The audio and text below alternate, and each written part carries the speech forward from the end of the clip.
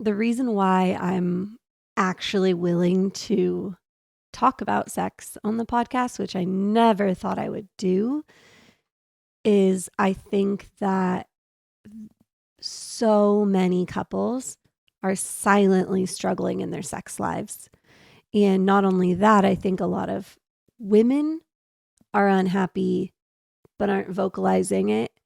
And I would venture to say men as well. And it feels like a lot of the times, like if you don't think you can fix it, you just kind of like accept it, and then you accept a poor sex life, which honestly is so sad. And that's really the heart of why I'm like, okay, we should probably share a little bit about this. So when we first started talking about our sex life, it was very clear that there was some issues and we didn't understand them at all. And I would say pretty quickly into our relationship, I had to do some work around sex. But I also had to do work around insecurities. I also had to do work around just overall self value and self worth issues that I was working through after my divorce. And so the deeper rooted issue, like I think men struggle with quite a few things when it comes to sex. They struggle with, and women can struggle with these same things, but I think it's more common in the man. Frequency, how often is it happening?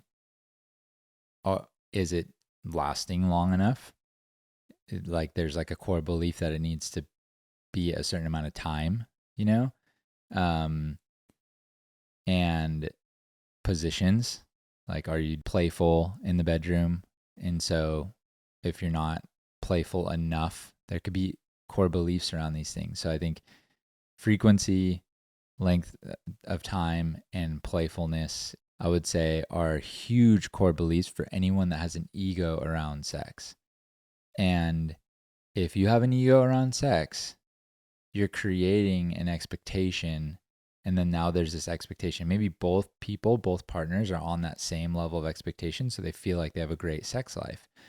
But what happens when the wife gets pregnant and doesn't want to have it as much? Or what happens when somebody gets sick? Or what, you know what I mean? Like when you create these expectations for sex in your mind, it really sets you up for failure and you can get triggered. But it triggers such a deep wound in some of us. So for me, it was like a really deep wound. Like if you weren't having sex with me, there's a lot of things that I could say and narratives that would spin off in my brain that made me feel unloved.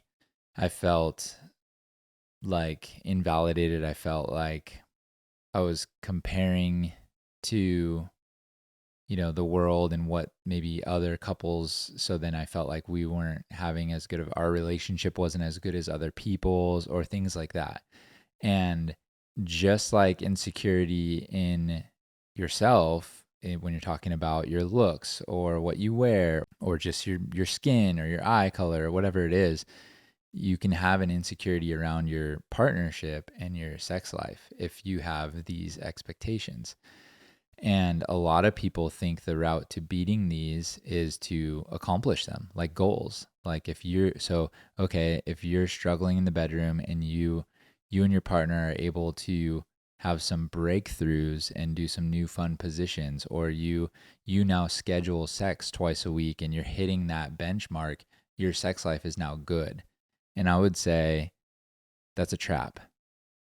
That's a trap that's waiting to explode, in my opinion. It was for me because it didn't matter if we hit the benchmark. Like something was missing that I knew deep down was missing, and something I was craving, this connection to you, just nothing ever fulfilled it. And I'll ask anyone, like, if you feel like your sex life is good, wait 5 days without having sex. Is it still good? Wait 10 days. Is it still good? Like, is it only as good as the last time you had it? That this is so common for relationships is the man and the woman are committed. The man might not be connecting emotionally, but he's unaware of why or how, and the woman then isn't sexually attracted because she needs emotional connection to open her up sexually. And then the man is frustrated by the lack of sex and then feels trapped. And so he doesn't know what to do with that. And this is the spot where I think so many men and relationships are in. And this is the key point in the interaction that was happening between us and I think a lot of relationships. Not every relationship, but a lot of them. The man then speaks up about it or makes a passive aggressive comment or doesn't handle it right, and it turns the woman off more. Because if you are getting childish about it, women don't want to have sex with children. So if you're acting like a child, don't expect that that's the way that you're going to get sex. Now you can speak up those needs and you can learn how, and that's a whole another topic, but doing it like a man, not like a little child whining about it. And so as soon as you just put the pressure on, so if we hadn't had sex in a while and then I kind of blame you or shame you for it or make it your fault, Or really apply like immediately any degree of pressure. I'm losing. I'm already losing the battle. And I didn't know that.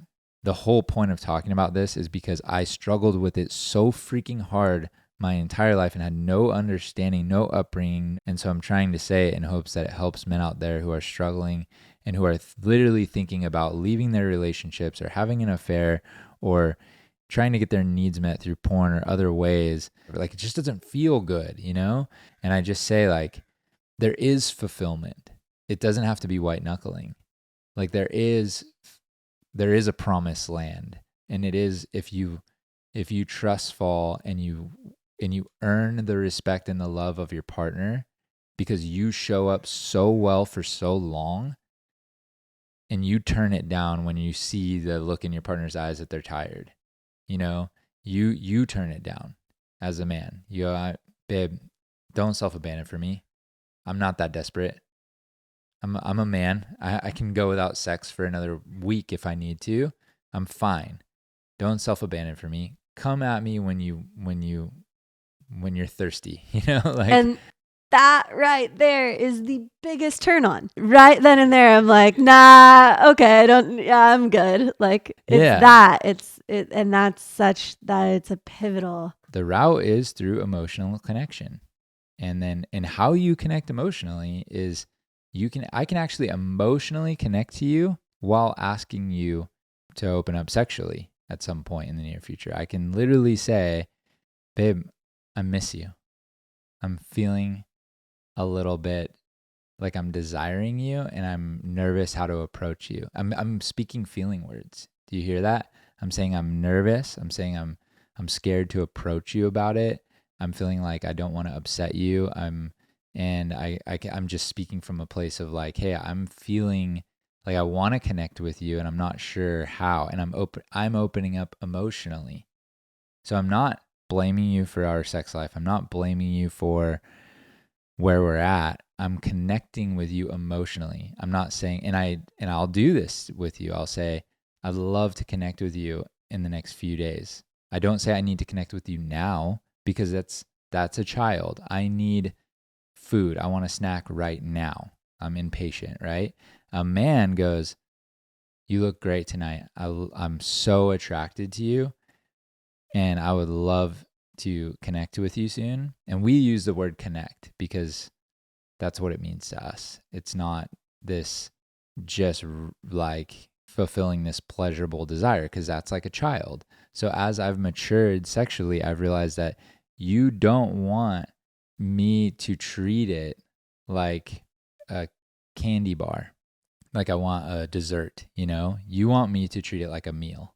And when you have, and this is like such a key point that I hope any man listening can understand that, and this is my evolvement. I'm speaking about myself. Like I used to view sex like ice cream. Like it just tasted so sweet and I wanted this quick fix kind of thing, right? Now I view it like a steak dinner. And I'm going to receive that steak dinner and I'm going to fill my body up with this meal and now I'm going to be able to sustain a period of time without food because I nourished my body. And some people don't eat steak, but you get the point. Like a nourishing meal, you know, not like a dessert. Because what happens when you eat dessert and you eat ice cream? You just want more of it and more of it. It's insatiable. But how do you get to the point where you actually can feel like it nourishes you?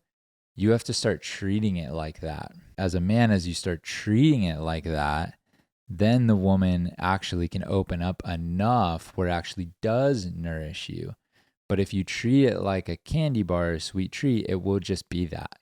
It will just be like, yeah, we had sex, but I can't wait till we have it next time, you know, or you want it the next day, or you want it 3 days later, or you want it, you know, you need it frequent because it's this frequency game that you're playing. Yeah. And I think from like a woman's perspective, it feels like, okay, now the kids are finally in bed. I've picked up the house, the dishes are done. And then when the man's like expecting sex, I already add it to like, oh, the next thing on the to do list, I got to go check the sex box. And when you're just checking the box because you're like, oh, like met all the kids' needs today, took care of them. Now I got to go take care of my husband or my partner, boyfriend, whatever. It's viewed through this lens of a task instead of this sacred, divine, holy experience of connection. And it takes all of the beauty out of it. And it's, for me, it's very much like when I would have sex with you to check the box, it was like, ugh, one more thing to do. Okay. Wasn't really that enjoyable because it was just something I had to get done instead of something I get to do, want to do. And there's a massive energetic shift that happened when sex was no longer something I had to check off my list and something that like I wanted to meet your needs sexually because you met my needs emotionally, and I had it to give because I felt fulfilled in my emotional needs, and therefore I was like, I want to give to you out of an abundance and not out of this like scarcity and place of like I'm depleted and just need to get something else done. Then energetically in the bedroom, it was so much better, passionate, loving. And really, the word I would use is like sacred. So, this is kind of a funny tangent, but when you shifted your view of sex and the way that you approached it, the energy that you brought towards me made like shifted the energy in the bedroom, because it was all of a sudden it went from a task self abandonment energy, really, to a safe, loving energy. And that was, and it's a felt thing.